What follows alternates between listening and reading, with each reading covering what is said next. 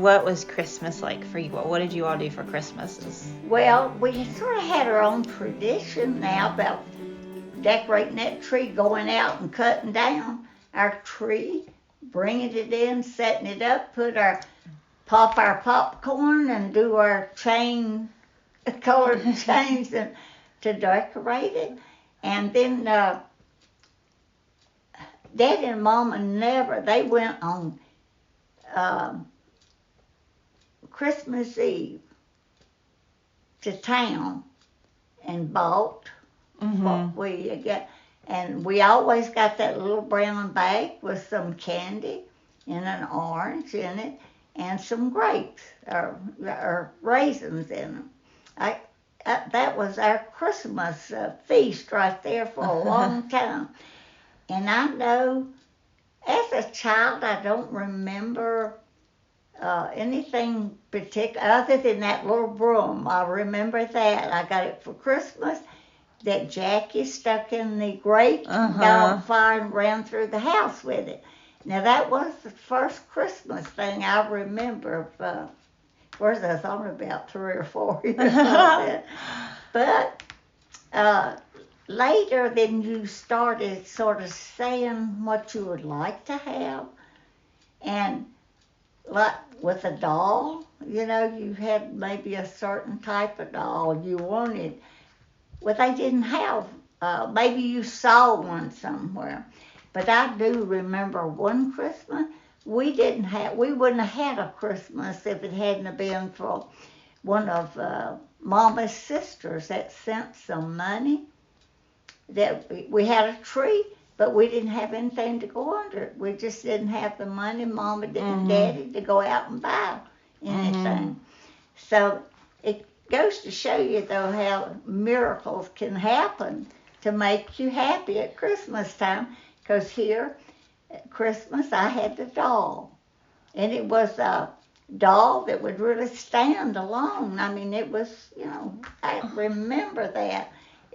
I guess it's because we knew we weren't going to have a Christmas. We didn't have any money. We were old enough to realize that. But then, of course, I guess one of the things I asked for was a hat that you pull down over your ears. Well, I got that hat that winter and for Christmas. And but I didn't get any gloves or anything. But when there was several to buy for, little money to buy with, and they went into town. Well, I know one Christmas, I don't know what happened to my doll, but Santa left a note that he lost my doll, and he'd have to see if he could find it, bring it later.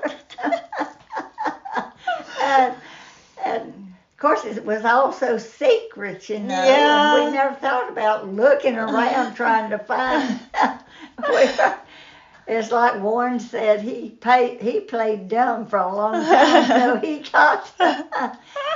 But I guess just getting to go to visit the family, was the same way. They didn't have a lot of stuff, and we didn't brag about what we got or anything. We were just delighted to get it.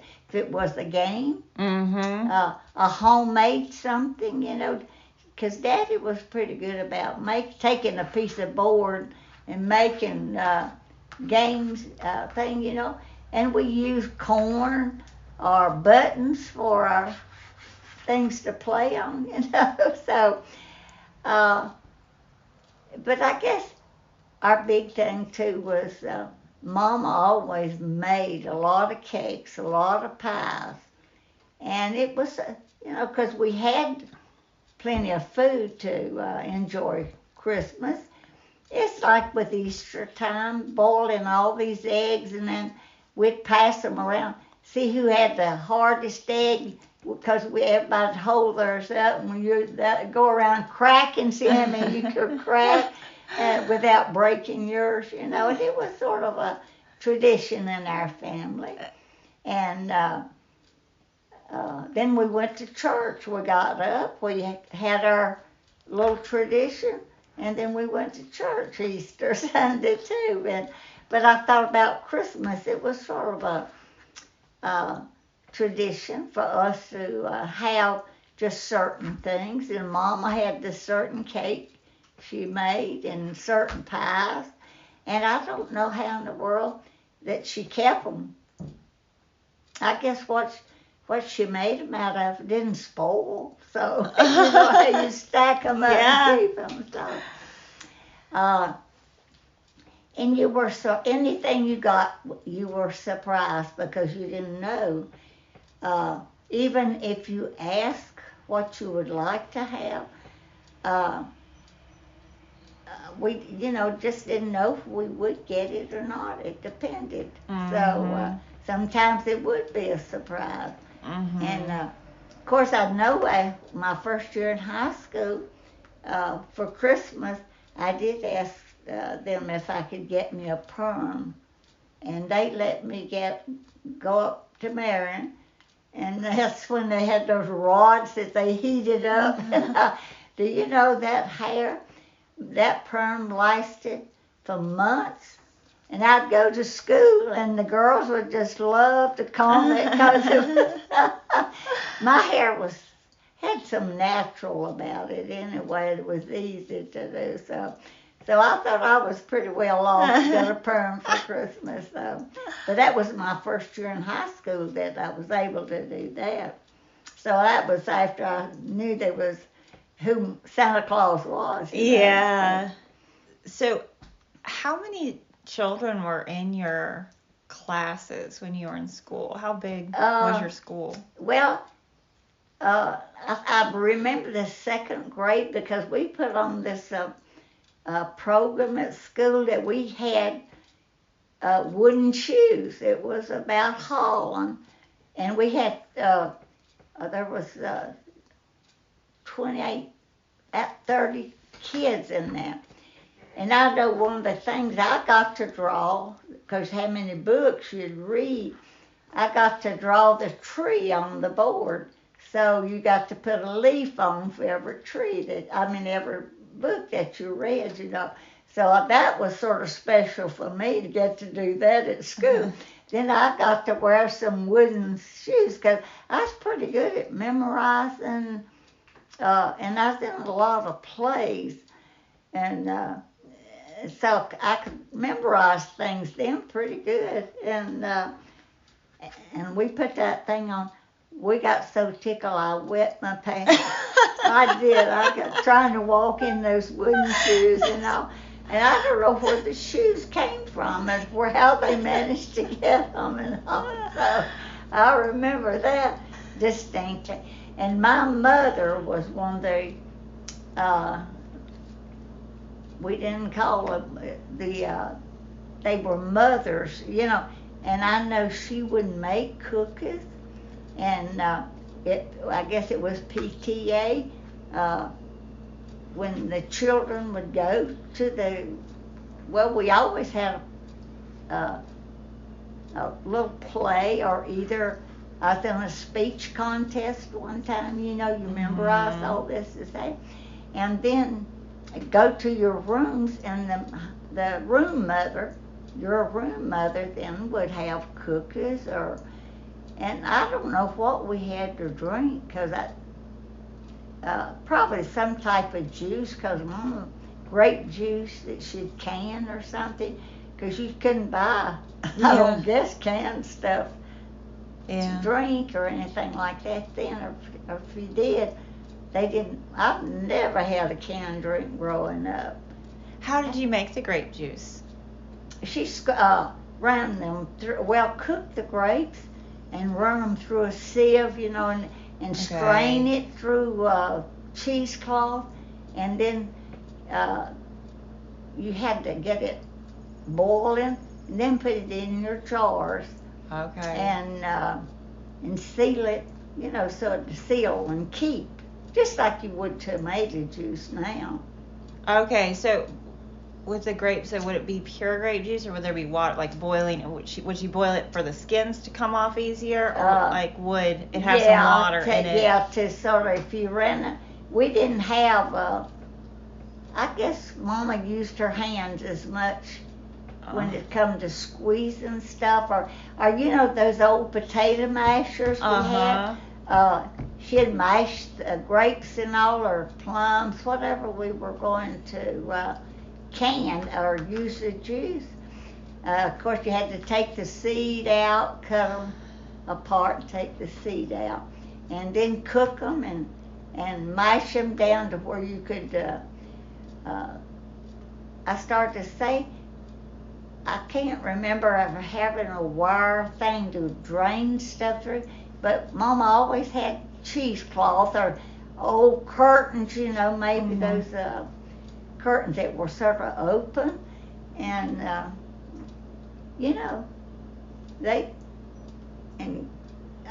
course I had to help hold a lot of things for her to pour the stuff through to let it drain good and all, and that's what I say, they were inventive back years, learning how or doing to preserve stuff to keep, you know, just like canning hog meat and all that, you know. We had to know how, and cover a whole, you know, melt grease or lard and pour it on top to seal it, and it'll keep them that way. So, wow. You just had tons of jars? Obviously. Did you just have jars? Yeah. Well, we had those crocks like your Mimi Berry had a lot of those, you know. Yeah. Put them down, pack your sausage in it, and then melt your grease and put on top, and that sealed it. And they kept that way. So. Wow. Yeah. And just like that dry beans, you know, you string them on a string and hang them up, and they would dry, and you could hull them, get the beans out, or cook them in the hulls or something. Did you all eat many grains? Yeah. Did you grow them, or did you buy that? Well, we raised some wheat. We okra, you know, it had okra has the seed in it, and we loved okra anyway. Mom could fry the best okra. And that's Alice and Mike is the same way. Every time I'd go, you know, Alice, I said, Alice, you still cook okra just like my mother did. And but yeah, we had, of course, corn. We parched corn and ate it. You know, what's that mean, parched? Put it in the oven, and just like you would cook it, it would be hard, you know, and it was good for you, I guess, because probably it's like husk. I mean, and hominy, you know, gosh, I loved hominy. I still like hominy. If I can get the yellow, but the white is. Seemed like Bush's always was good and soft, and AJ like that, but some of the other brands just was too tough, and I stopped buying it because I couldn't find the Bush. But yeah, we made our own hominy because you put it through a routine of taking the husk off of it and the little heart out and cook it, and then you just ate it by the handful. Or if you had plenty of grease, you fried it in your pan. What kind of pans did you all have? Iron skillets. Okay. Yeah. I wish, you know, Margaret, my Margaret, Keith's Margaret, she still uses iron pans to cook in. That's what I do too. Yeah. Because I did a lot of research on different stuff, and it keeps on just arriving back at that. Yeah. So I have a very well-seasoned 10-inch skillet. There's 2 or 3 out in the, I don't know where I could ever get them cleaned up enough. They're rusty. But you know, when we used to take ours out and scrub them, use sand to scrub them and keep them clean, and on the backs, and because sometimes they'd take the eye off of the wood stove and set that pan down on top of the flame, Mama would if she was in a hurry to cook something. So then she'd have us to go out and take it out in the sand and scrub it good, get all that burn off of the back of it and all too. What kind of wood did you have? A wood-fired stove? Yeah, that's all we had growing up. After Warren and I were married, we had a wood stove. Then we got an electric stove when we had electricity put in the house. Mm-hmm. So that's the first time I had So what, did you just wake up in the morning and you would start the fire? I mean, was that just part of your routine and keep it going all day? And let it heat up. A lot of times the ovens had like a thermometer of how hot, and you had to sort of regulate your wood, to keep the oven, to cook your biscuits and cornbread in. But I tell you, those old wood stoves they cook good cornbread and good biscuits. Of course, my mother she knew how to make biscuits that would raise up nice, and when she'd be sitting, Daddy'd try to cook, and his biscuits would be so hard. We used to tell him that they'd bounce off the ground when he threw them out. And but then Betty, she was good. She learned. Of course, Betty was home more when Mama was working and Daddy was ill, and she made good biscuit just like Mama did. I never could make real good biscuit like Mama. I guess I worked it too much, or kneaded it too much or something. So. Yeah, that whole quick thing. I don't think I've ever gotten that down either. So, did you all ever do Easter egg hunts when you were kids? Because you were talking about the eggs. Did you ever hunt for, hide the eggs and hunt for them? Oh, yeah, Easter, that was, and a lot of times at churches when we'd have a big Easter egg hunt, maybe in the afternoon after church and all.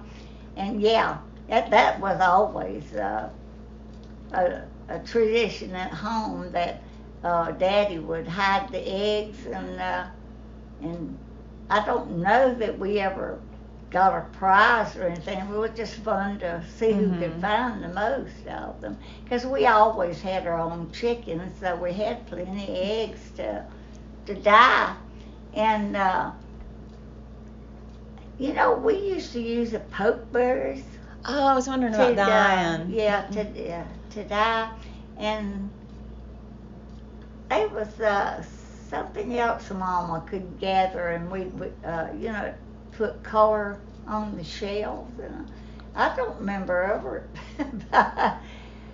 Well, I started to say too, I believe they did come out with a little pellets of dye you could put the hot water on it and melt, and you rolled your eggs in.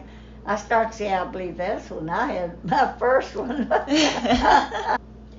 I tell you, I guess with Mama, she was very innovative when it come to figure how to fix things, and I guess because growing up we had, just like making pie, sweet potato pie, boiled it in the oven, cooked, then she'd put it on top of the stove and just let it simmer and simmer, and I guess anything sweet like that was always good to us,